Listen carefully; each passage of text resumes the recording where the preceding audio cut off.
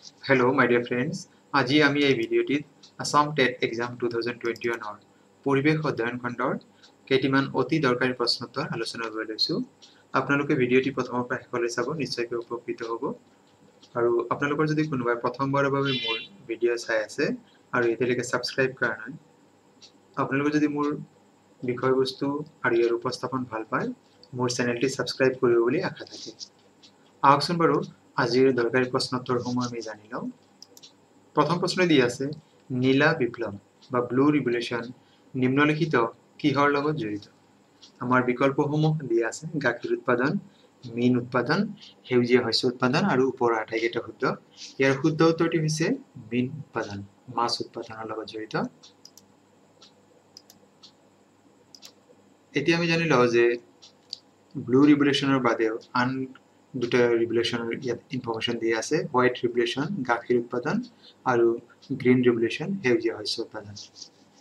পৰীক্ষাত কেতিয়াবা এই বিপ্লৱসমূহ যেনেকৈ blue revolution, white revolution, green revolution এইবিলাকৰ পিতৃ বা ফাদাৰ অফ ডিফাৰেণ্ট ৰিভলিউশ্যনছ এই বিষয়ে প্ৰশ্ন দিয়ে। আহকচোন বাৰু সেই বিষয়ে কিছু কথা জানি লওঁ। Father of Green Revolution, Dr. M.S. Swaminathan. Father of Blue Revolution, Dr.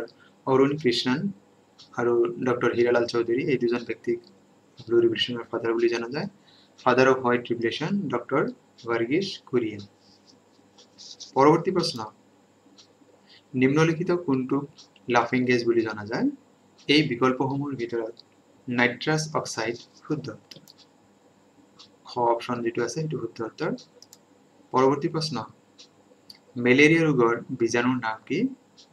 যিখিনি বিকল্প দিয়া আছে তাৰ ভিতৰত শুদ্ধ বিকল্পটি হৈছে প্লাজমডিয়াম। পৰৱৰ্তী প্ৰশ্ন, উদ্ভিদৰ পাতত থকা ক্লৰোফিলৰ ৰং কি? বিকল্পসমূহ দিয়া আছে, নীলা, ৰঙা, সেউজীয়া বা যিকোনো ৰঙৰ হ'ব পাৰে। ইয়াৰ শুদ্ধ বিকল্পটি হ'ব সেউজীয়া। পৰৱৰ্তী প্ৰশ্ন, উত্তৰ পূৰ্বাঞ্চলত উপলব্ধ নিম্নলিখিত কোনবিধ উদ্ভিদ লুপ্তপ্ৰায় হৈছে? বিকল্পসমূহ দিয়া আছে, কপৌ ফুল, কলচী উদ্ভিদ, শিলিখা, কৰ্দৈ আৰু ইয়াৰ শুদ্ধ উত্তৰটি হৈছে কলচী উদ্ভিদ আৰু ইয়াৰ বৈজ্ঞানিক নাম হৈছে নেপেন্থেছ কাছিয়ানা। পৰৱৰ্তী প্ৰশ্ন, ইকোলজি শব্দটো পোনপ্ৰথমে কোনে ব্যৱহাৰ কৰিছিল? বিকল্পসমূহ দিয়া আছে, টেনছলি, হেকেল, চক্ৰেটিছ, আডাম স্মিথ আৰু ইয়াৰ শুদ্ধ উত্তৰটি হৈছে হেকেল। হেকেল সম্পৰ্কে আমি কিছু কথা জানি লওঁ। Ernest Haeckel first use the term ecology in 1866। হেকেলে প্ৰথমবাৰৰ ইকোলজি শব্দটো 1866 চনত ব্যৱহাৰ কৰিছিল আৰু তেওঁ ব্যৱহাৰ কৰাৰ সময়ত ইকোলজি শব্দটো ব্যৱহাৰ কৰিছিল to describe the economies of living forms. আৰু তেওঁ জাৰ্মানীৰ আছিল। কেতিয়াবা আমাক ইক'চিষ্টেমৰ কোনে ইক'চিষ্টেম শব্দটো প্ৰথম ব্যৱহাৰ কৰিছিল সেই বিষয়ে প্ৰশ্ন দিয়ে, আমাৰ কেতিয়াবা দূৰলৈ কনফিউজন হয়, সেই বিষয়ে আমি জানি লওঁ। The term ecosystem was first used by Arthur G. Tansley in 1935 and he was from UK. গতিকে ইকোলজি শব্দটো আৰ্নেষ্ট হেকেল আৰু ইক'চিষ্টেম শব্দটো আৰ্থাৰ জি টেনছলি এই দুজন ব্যক্তিয়ে ব্যৱহাৰ কৰিছিল। পৰৱৰ্তী প্ৰশ্ন, কোন তাৰিখে বিশ্ব ধঁপাত নিষিদ্ধ দিৱস বা ৱৰ্ল্ড নো টবেকো ডে পালন কৰা হয়? বিকল্পসমূহৰ ভিতৰত শুদ্ধ উত্তৰটি হৈছে 31 মে। পৰৱৰ্তী প্ৰশ্ন, ভাৰতীয় সংসদত জৈৱ বৈচিত্ৰ্য আইন বায়'ডাইভাৰ্চিটি এক্ট কেতিয়া প্ৰণয়ন কৰা হয়? এই বিকল্পসমূহৰ ভিতৰত শুদ্ধ বিকল্পটি হৈছে 2002 চন। পৰৱৰ্তী প্ৰশ্ন, তৃণভোজী প্ৰাণীক ভক্ষণ কৰি জীয়াই থকা প্ৰাণীক যেনে ভেকুলীক কি বোলে? বিকল্পসমূহ দি আছে, সৰ্বভক্ষী, মুখ্য উপভোক্তা, গৌণ উপভোক্তা আৰু তৃতীয় উপভোক্তা আৰু ইয়াৰ শুদ্ধ উত্তৰটি হৈছে গৌণ উপভোক্তা। পৰৱৰ্তী প্ৰশ্ন, কোনো এটা অঞ্চলত কম সময়ৰ বাবে চলি থকা ৰ'দ, বৰষুণ, উষ্ণতা, বতাহ আদিৰ অৱস্থাটো কি বোলা হয়? বিকল্পসমূহ দিয়া আছে, জলবায়ু, বতৰ, প্ৰাকৃতিক অৱস্থা আৰু প্ৰাকৃতিক দুৰ্যোগ। ইয়াৰ শুদ্ধ বিকল্পটি হৈছে বতৰ।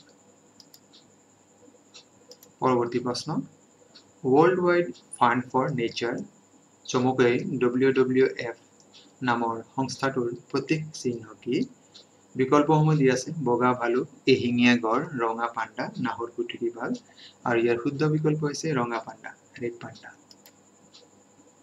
পৰৱৰ্তী প্ৰশ্ন সুস্থ পৰিৱেশৰ বাবে কোনো এখন দেশৰ মাটিকালিৰ কিমান শতাংশ ঠাই বনাঞ্চলে আৱৰি থাকিব লাগে বিকল্পসমূহৰ ভিতৰত শুদ্ধ বিকল্প হৈছে 33% কেতিয়াবা এই পৰিমাণটো বেলেগ এক ধৰণে দিব পাৰে 1/3 বুলি দিব পাৰে গতিকে বা 3/1 অংশ সেইটো শুদ্ধ গতিকে কেতিয়াবা পাৰ্চেন্ট হিচাপে সংখ্যা দিব পাৰে বা শব্দৰে প্ৰকাশ কৰিব পাৰে গতিকে মনত ৰাখিব লাগিব 1/3 বা যদি সংখ্যা দিয়ে 33% ঠাই বনাঞ্চলে আৱৰি থাকিব লাগে পৰৱৰ্তী প্ৰশ্ন বিশ্ব এইডছ দিৱস কোন তাৰিখে পালন কৰা হয় ইয়াত বিকল্পসমূহ দি আছে 11 জুলাই 7 এপ্ৰিল 10 ডিসেম্বৰ আৰু 1 ডিসেম্বৰ শুদ্ধ বিকল্পটি হৈছে 1 ডিসেম্বৰ আৰু এই বিষয়ে আৰু কিছু কথা জানি লও এই বাকি দিনকেইটাৰ বাকি যিকে আমি তাৰিখ এই প্ৰশ্নত উল্লেখ কৰা আছিল 11 জুলাইত কি পালন কৰা হয় বিশ্ব জনসংখ্যা দিৱস ওয়াৰ্ল্ড পপুলেশন ডে 7 এপ্ৰিলত বিশ্ব স্বাস্থ্য দিৱস ওয়াৰ্ল্ড হেলথ ডে আৰু 10 ডিসেম্বৰত পালন কৰা হয় বিশ্ব মানৱ অধিকাৰ দিৱস আহকচোন পৰৱৰ্তী প্ৰশ্নটি জানি লও নিম্নলিখিত কি এককৰ দ্বাৰা শব্দৰ প্ৰবলতা প্ৰকাশ কৰা হয় বিকল্পসমূহ দি আছে ফাৰেনহাইট ওম হাৰ্টজ ডেসিবেল আৰু ইয়াৰ শুদ্ধ বিকল্পটি হৈছে ডেসিবেল পৰৱৰ্তী প্ৰশ্ন বায়ুত প্ৰলম্বিত কণা এছপিএম সহনযোগ্য পৰিমাণ কি ইয়াতে যিখিনি বিকল্প দি আছে ইয়াৰ শুদ্ধ বিকল্পটি হৈছে প্ৰতি ঘনমিটাৰত 100 মাইক্ৰোগ্ৰাম এতিয়া চাওক যেটো এছপিএম দিছে পৰীক্ষাত কেতিয়াবা দিয়ে এছপিএম ৰ সম্পূৰ্ণ ৰূপটো কি আমি জানিলো এছপিএম ৰ সম্পূৰ্ণ ৰূপ হৈছে সাসপেন্ডেড পাৰ্টিকুলেট মেটাৰ গতিকে আজিৰ ভিডিওটিৰ এইখিনিৰ প্ৰশ্নোত্তৰ আছিল আশা কৰো আপোনালোকে প্ৰশ্নোত্তৰসমূহ ভাল পাইছে টেট পৰীক্ষা সম্পৰ্কে ইতিমধ্যে মোৰ বহুকেইটা ভিডিও আপলোড কৰা হৈছে আৰু প্ৰত্যেকটি ভিডিওৰ লিংক এই ভিডিও ডেসক্ৰিপচনত দিয়া আছে আপোনালোকে চাবলৈ নাপাহৰিব আৰু আজিৰ ভিডিওটি সম্পূৰ্ণভাৱে চোৱাৰ বাবে আপোনালোকলৈ অশেষ ধন্যবাদ